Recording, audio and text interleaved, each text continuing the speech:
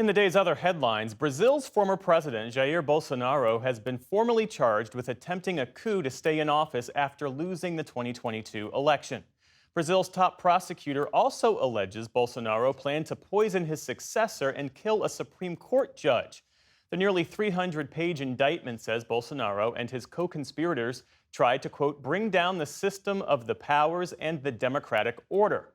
In a statement, the 69-year-old pushed back, calling the indictment the weaponization of the justice system. Hours after the indictment, President Trump's media company took the unusual step of suing one of the judges in the case, alleging he illegally issued orders that suspended certain conservative social media accounts in the U.S. Trump and Bolsonaro are long-standing political allies. The Trump administration is ordering New York City to stop its congestion pricing system. The program launched last month and charges drivers $9 to enter areas south of Central Park. Supporters argue that it reduces traffic and helps the environment. Critics say it hurts the city's small businesses. President Trump today declared victory over the program, which he has long criticized. In a Truth Social post that was then reposted on X by his deputy chief of staff, Mr. Trump wrote that congestion pricing is dead. Manhattan and all of New York is saved. Long live the king. His subordinate added that image of him as a king. Governor Kathy Hochul fired back, saying that New Yorkers don't back down in a fight. New York hasn't labored under a king in over 250 years. And we sure as hell are not going to start now. New York's Metropolitan Transportation Authority has filed a lawsuit challenging the federal order. The MTA manages the tolls from the program. The Trump administration is formally designating 8 Latin American gangs and cartels as foreign terrorist organizations. They include the MS-13 group from El Salvador, as well as 6 groups from Mexico that include the notorious Sinaloa cartel. The classification is usually reserved for organizations like Al-Qaeda or the Islamic State that use violence for political gain. But the Trump administration argues that the international reach of the gangs and their illicit activities warrant the designation. At least 2 people are dead after 2 small single-engine planes collided midair this morning at an Arizona airport. The airport is an uncontrolled field, meaning it does not have an operating air traffic control tower. The NTSB says it's launched an investigation.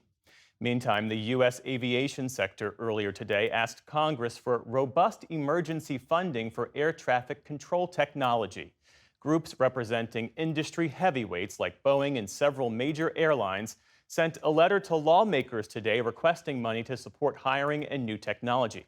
It comes amid a persistent shortage of air traffic controllers, warnings about outdated systems, and a series of recent crashes. That's as a new Associated Press poll shows 64% of Americans think air travel is very safe or somewhat safe. That's down from 71% last year. The survey was conducted after January's air collision involving an American Airlines jet in Washington, D.C., but before a Delta plane crashed in Toronto this week. The polar vortex that's affected much of the country is fueling a winter storm that's headed toward the East Coast. Temperatures have been so cold they've frozen waves along the shores of Lake Michigan.